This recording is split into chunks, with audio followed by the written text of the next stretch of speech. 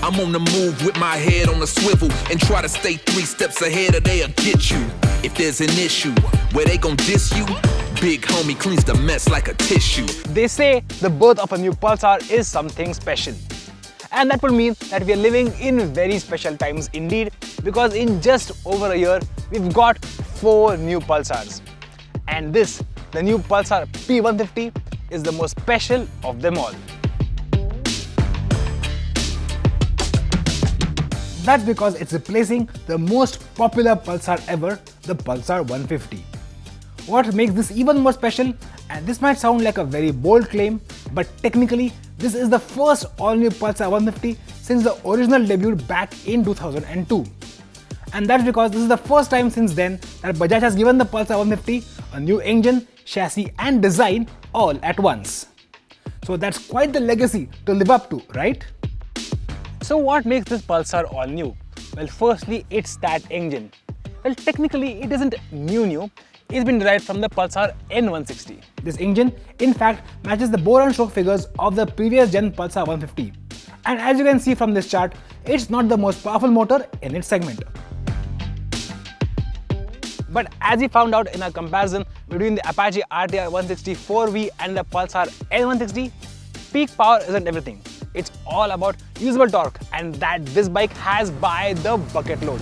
In fact, it makes 95% of its peak torque from 3.5 to 8,500 RPM, which means any gear, any speed, open the gas and the bike just responds. You can ride at speeds as low as 25 kph in 5th gear. And in the city, if you have less traffic, you can stay in 5th gear all day long. And if you do have to shift, the gearbox is super slick and the clutch action is very light as well.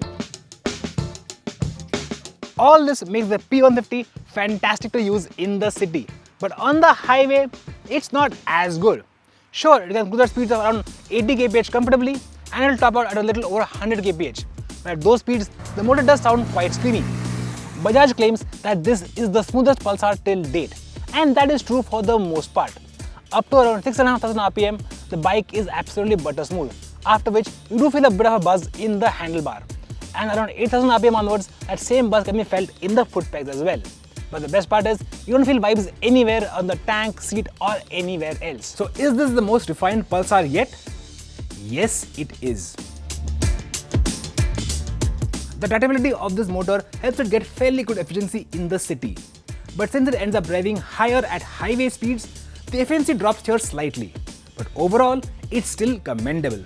The other thing that's all new is the chassis. It's not been borrowed from the N160 or any other Pulsar. This new chassis, along with the new wheels, the new engine and slightly smaller fuel tank, makes the P150 about 9 to 10 kilos lighter than the last gen Pulsar. And all this lightness really shows in this bike's handling because it's very quick to change direction, which makes it fantastic to use in heavy city traffic. In the corners though, it does feel good but not great because of its soft suspension. Now don't get us wrong, it's not bad by any means, and it doesn't feel wallowy and it takes mid-corner bumps really well. But if you start pushing it really hard, the front end does feel a little vague, but that's okay considering this is meant to be an urban bike after all. And speaking of suspension, this is the first Pulsar 150 that gets a monoshock at the rear. And even with the monoshock, the rear wheel travel has actually increased compared to the large gen Pulsar 150 which had twin shocks, which allows this bike to run softer without the rear bottoming out.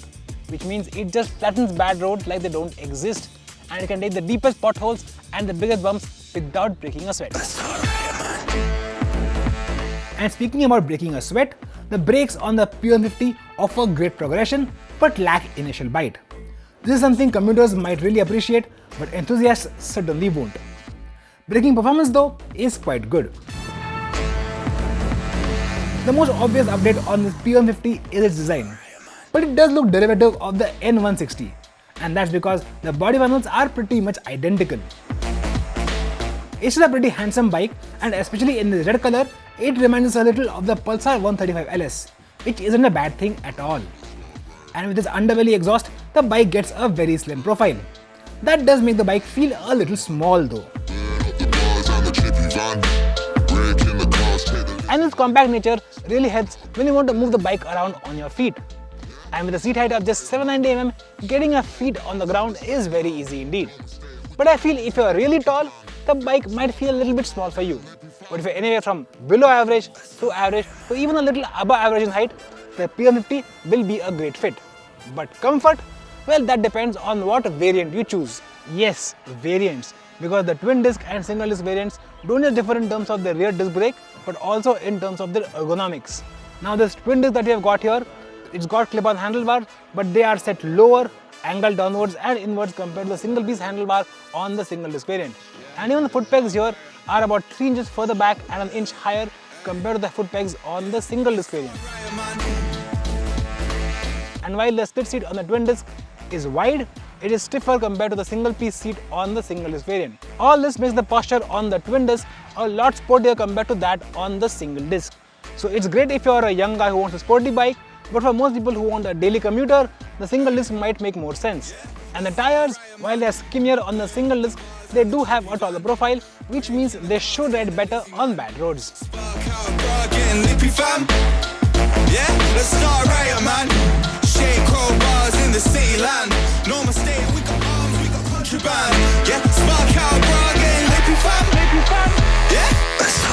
Both variants of the P150, the twin disc and single disc, get only single channel ABS.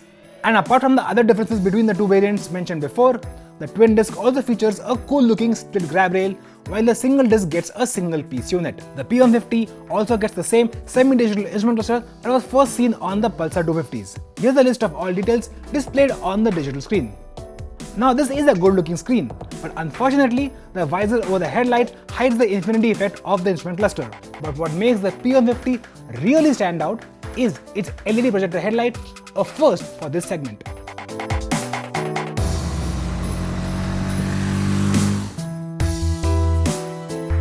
The P150 does represent a great leap ahead compared to the last gen Pulsar 150. And in that sense, it's a great bike to carry forward the legacy of the Pulsar 150 well into the future. Considering its pricing, which is just Rs 5,500 more than the last gen Pulsar, and the fact that it also undercuts most of its rivals, it does represent great value as well. But there is a conundrum, and that is its elder sibling, the Pulsar N160. This twin disc variant of the Pulsar P150 is just Rs 3,500 cheaper compared to the single channel ABS version of the Pulsar N160, and it feels just about as sporty. So if you want a sporty little bike, you're better off paying that extra money and getting the N160 for its extra performance. But for all those who want a sporty commuter that is easy to ride, easy to handle and easy on your wallet as well, our recommendation would be the Pulsar P150 single disc variant.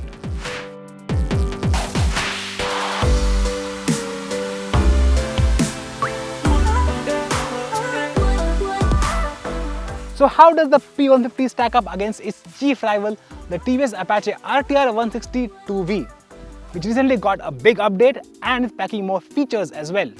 Well, don't worry, we have a video coming out really soon that compares the two bikes. So if you want to check that out, don't forget to hit that subscribe button and also click on that bell icon to get notified for when that video drops. And if you like our review here, don't forget to give us a thumbs up and of course share this video with your friends as well and drop your thoughts in the comments below. So until next time, thank you for watching.